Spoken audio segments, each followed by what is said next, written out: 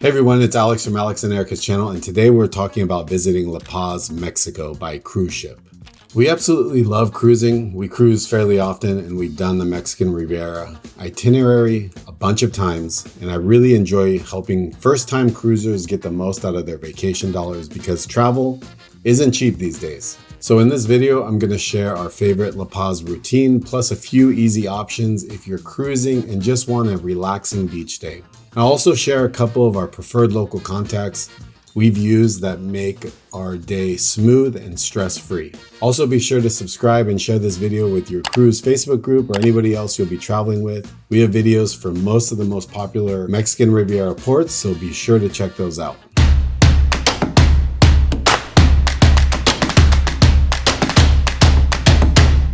So arriving in La Paz, when you arrive by cruise ship, you'll usually have a solid amount of time in port, enough time to do an excursion, enjoy the city, and still make it back with plenty of time to spare. La Paz is known for being really laid back. It's super scenic and has some of the best water in the entire region. For the Mexican Riviera cruises and that visit La Paz, I think you're in for a real treat if you like beaches. This might be the best port for a beach day on your cruise. La Paz isn't really a walk-off and you're in the heart of downtown port like some of the others. You'll want to plan for some transportation, and that's why I'm going to give you a few simple options that will work well. One of the easiest ways to have a really smooth day in La Paz, especially if you have kids or if you're traveling with a group, is to have a reliable driver. Most cruise lines will offer a free shuttle into town, but check with the cruise line in advance to see how they're going to distribute those tickets. Usually the night before. Personally, we have a couple of preferred taxis that we use. One of them is Art. He's a great guy. I'll link his information below in the description of this video. Especially if you have a group or if you have a larger group and you don't want to deal with the hassle of negotiating fares back and forth all day long, you can have someone like Art lined up in advance to pick you up, and he can come up with a wide range of options depending on what you want to do. Alternatively, if you're just looking for a simple beach day, as I'll talk about later on in this video, there's plenty of taxis that can take you there that you'll find right there at the cruise port when you get off the ship. Now let's talk about one of the most iconic experiences that you can do in La Paz, swimming with the whale sharks. We booked this with Diamante Tours when we did this the first time. The experience was awesome. They're super organized, super professional, and their tour guides, the captain, was great. They made everything feel super safe and really easy.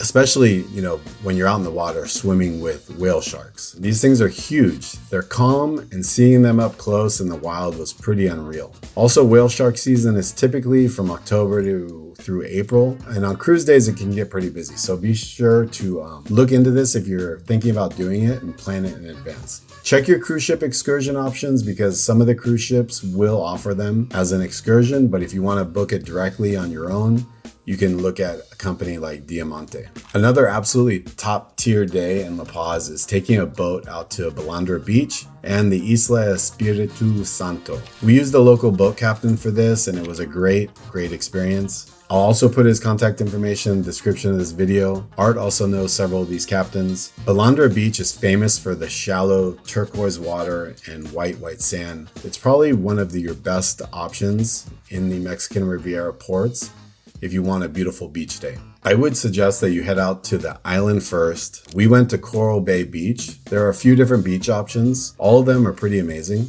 After that, we head to Balandra Beach, and then going to Balandra Beach by boat is a totally different experience because you go a little further north where cars don't go, and it's way more secluded. It gives you the feeling of being on your own private beach.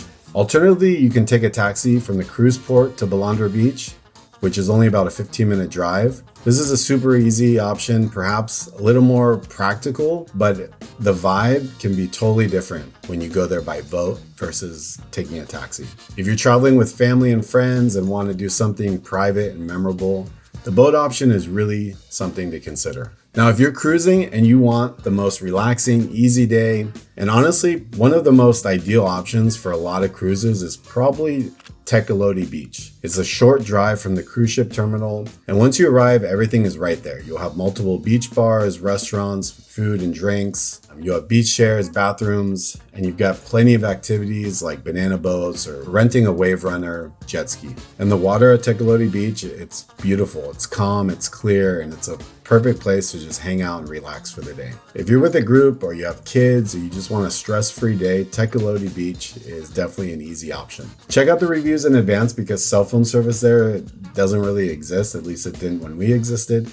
And not that we wanted our cell phone, but it is nice to check reviews for some of the local bars. So I always download Google Maps offline in advance, but look at some options in advance if you can and decide what restaurant you want to go to, because there are some different options with different reviews, and depending on what you like, can make a difference in your day.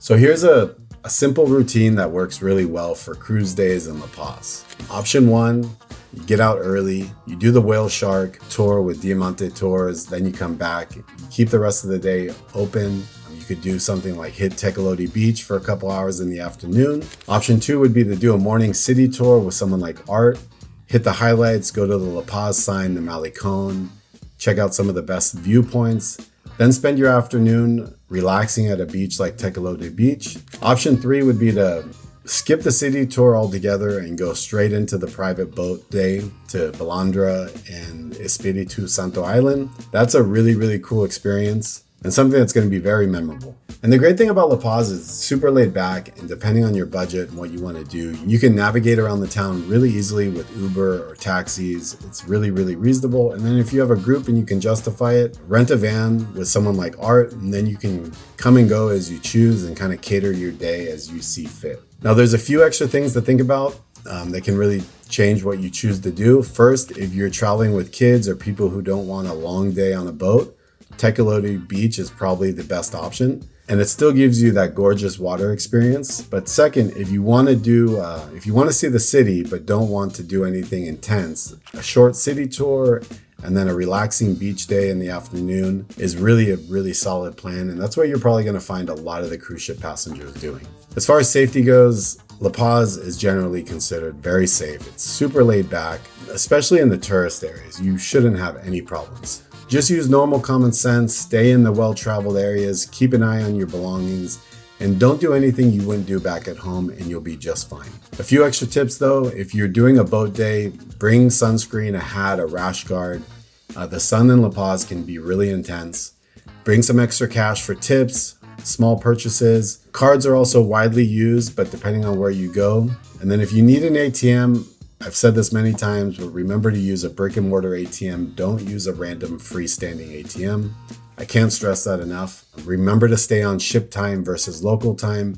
Make sure you know exactly what time it is so you get back to the ship on time. I always typically keep a second clock on my cell phone home screen so I know exactly what time it is on the ship. In terms of the best time to visit, the season matters most for whale sharks. Generally, October through April is the window people aim for. But even outside of that, La Paz is still a fantastic stop because of the water, the beaches, the scenery. The weather is incredible year round. It's perfect. The summer can get pretty hot though. It can get pretty intense. La Paz is one of those ports where you can keep it super simple with a taxi to Tecolote Beach and you'll have an amazing day.